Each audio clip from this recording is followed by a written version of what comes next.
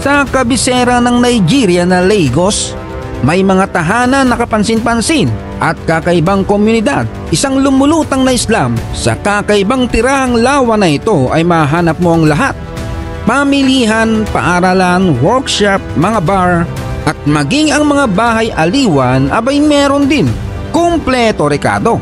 Napakaraming bata na itinuturing nilang isang biyaya.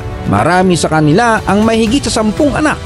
Naniniwala silang mas maraming anak, mas may chance na isa dun ang mag-aahon sa kanila sa kahirapan. May mga maangas din. Laging abala ang mga tao at tadtad ng tindahang mauutangan dahil minsan ay bokya sila sa pangingisda.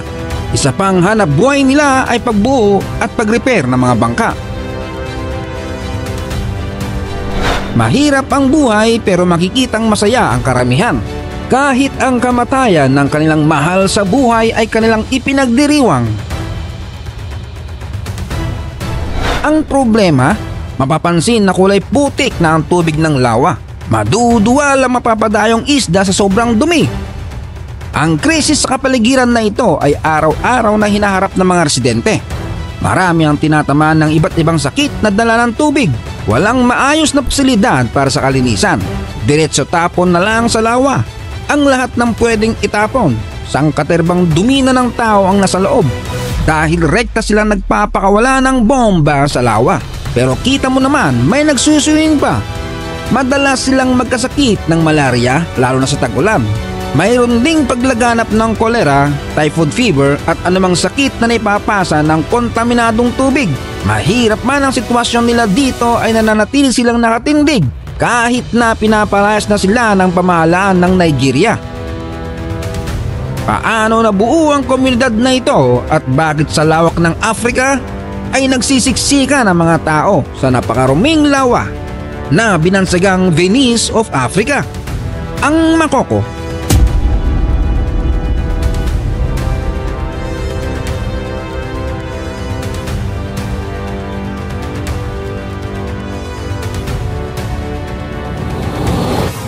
Ang Makoko ay isang natatanging lugar. Ang mga bahay ay karaniwang gawa sa mga kahoy na tinukudan lang.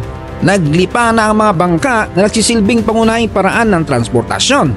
Nagpapakita ito ng lubos na kaibahan sa kabisera nitong Lagos, ang sikat na Nigerian mega city na may populasyon na humigit kumulang 20 milyon. Ang pinagmulan ng Makoko ay nagsimula sa huling bahagi ng 19th century. Ito ay unang itinatag bilang isang fishing village ng mga tagong Egon mula sa mga kalapit na bansa sa West Africa. Noong panahong yon, ang Lagos ay wala pang 1 milyong tao. Ang lungsod ng Lagos ay bumilis ang paglago. Naging isa sa pinakamataong lungsod sa Africa at isa sa mga lungsod na may magandang ekonomiya. Bilang pinansyal na puso ng Nigeria, nakakaakit ito ng mga negosyo at industriya mula sa loob at labas ng bansa. Ginagawa itong sentro ng mga gawaing pang-ekonomiya. Ang port nito na isa sa pinakamalaki sa Africa na nagsisilbing international na kalakalan at logistik ay lalo pang nakainganyo sa mga negosyo. Dahil dyan dumami ang trabaho at tumas ang antas ng pamumuhay sa Lagos. Kumpara sa maraming iba pang bahagi ng Africa, ito ay umantong sa isang napakaraming pagdagsa ng mga tao mula sa mga rural na lugar at maliliit na bayan, pati na rin sa mga karatig bansa. Ang paglipat na ito ay nagpabilis sa pagdami ng populasyon ng lungsod na humantong sa krisis ng pabahay, at ang may pinakamababang kita ay hindi na kinayang magkaroon ng sariling bahay o kahit mangupahan man lang. Ang Makoko ang kanilang naispatan. Dito sila nalikwat ng lupa at unti-unting nagsipagtayuan ng bahay. Nagsimula sa tabing lawa hanggang makarating sa katubigan at patuloy na lumalaki. Walang katapusang dugtungan. Nakahanap sila ng tirahan at mapagkakakitaan sa pamamagitan ng pangingisda, ngunit dahil sa walang disiplina at walang paki ang gobyerno sa kanila, nagkandaletse-letse ang lugar. Ang saktong bilang ng populasyon ng Makoko ay mahirap matukoy dahil sa isang Islam o squatter. Ang kakulangan ng formal na datos ng census, iba-iba ang mga pagtatansya.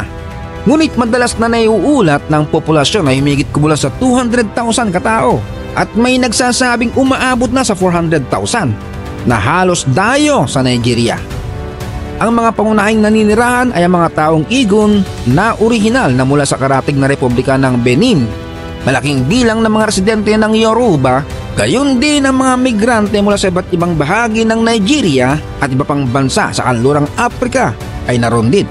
Lumikha na isang komunidad na halo-halong wika kung saan ang Igon, Yoruba, French at English ay karaniwang sinasalita. Nandyan din ang relihiyon, karamihan ay Kristiyano at Muslim at ang mga tradisyonal na paniniwala sa Afrika. Gayunpaman ang organikong paglago ng pamayanan ay kakulangan ng formal na pagpaplano sa lungsod ay humantong sa hindi pagkilala ng gobyerno ng Nigeria sa Makoko at wala ito sa anumang mga mapa.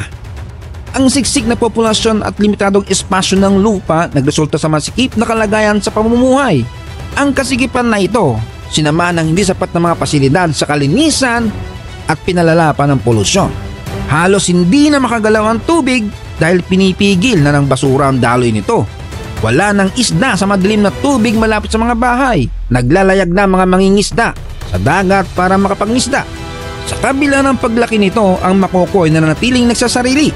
Bumuo ng sarili nitong rules at governance structures. Ngunit naging muta sa mata ng gobyerno ang Makoko. Nakasira sa makabagong imahe na ninanais ng Lagos na may pakita. Ilang beses tinangka ng gobyerno na gibain ang kanilang mga bahay at palayasin sila sa mga nakaraang taon para i-develop ang lugar. Isa sa mga aksyong paghaharap ay naganap noong 2012 nang ang pamalahan ng estado ng Lagos ay nag-issue ng 72-hour eviction notice sa mga residente ng Makoko. Ang mga pagkilos na ito ay nabigyang katwiran ng gobyerno. Kinakailangan nilang mabawi ang waterfront para sa mga development project. Naglalayong gawing mega city ang Lagos. Dumating ang gobyerno kasama ang mga pulis at sundalo upang ilikas ang komunidad at sirain ang kanilang mga tahanan. Sinubukan ng mga tao ng Makoko na lumaban pero isang pinuno ng komunidad na si Timothy Hunpoyanwa ay napatay ng mga pulis. Naging dahilan upang ihinto ng mga autoridad ang proseso ng pagpapalis. Noong panahon yun, 30,000 katao ang nawalan ng tirahan. Nagdulot ito ng lokal at international na panawagan sa paglabag sa karapatang pantao. Hanggang ngayon, ang mga residente ng Makoko ay nabubuhay nang may takot na baka isang araw maaaring tuluyang masira ang kanilang mga tahanan at alam nilang wala silang maaasahan sa gobyerno. Sa katunayan ng sumiklab ang malaking sunog sa Makoko ilang taon nang nakakaraan, pinaniniwalaan ng marami na hindi ito aksidente. Ito'y pakana ng gobyerno. Ang mga bumbero ay sadyang tinagalan ang pagdating para mas malaking pinsala ang mangyari. Bagamat ang mga tao ng Makoko ay hindi maaaring umasa sa gobyerno at pagpapatupad ng batas, ang komunidad ay hindi sumuko na labanan ng krimen. May mga namumuno sa iba't ibang bahagi ng waterfront na kilala bilang bales. Naglilingkod hindi lamang bilang mga pinuno, ngunit bilang mga tagapamagitan, tagapagtanggol at gabay para sa kanilang mga tao. Para silang mga kapitan ng barangay, ang kanilang autoridad ay hinango mula sa kombinasyon ng tradisyonal na pagiging lehitimo at ang paggalang na ibinibigay sa kanila ng mga miyembro ng komunidad. May mga maigpit na lituntunin para sa mga gumagawa ng krimen laban sa mga tao. Halimbawa, kung may mahuling magnanakaw, siya ay isasakay ng bangka at iikot sa buong nayon ang kanyang pagmumukha para malaman ng lahat na magnanakaw siya. Pagkatapos nito, siya ay patatalsakin sa komunidad. Ang kakaibang paraan ng pamumuhay ng mga taga Makoko ay nakakuha ng malaking interes mula sa mga turista at mga vloggers. Pumupunta sila sa Makoko upang matuklasan at maranasan ang mga katotohanan ng buhay sa isang lumulutang na Islam. May mga guided tour sila, kadalasang pinamumunuan ng mga lokal na residente.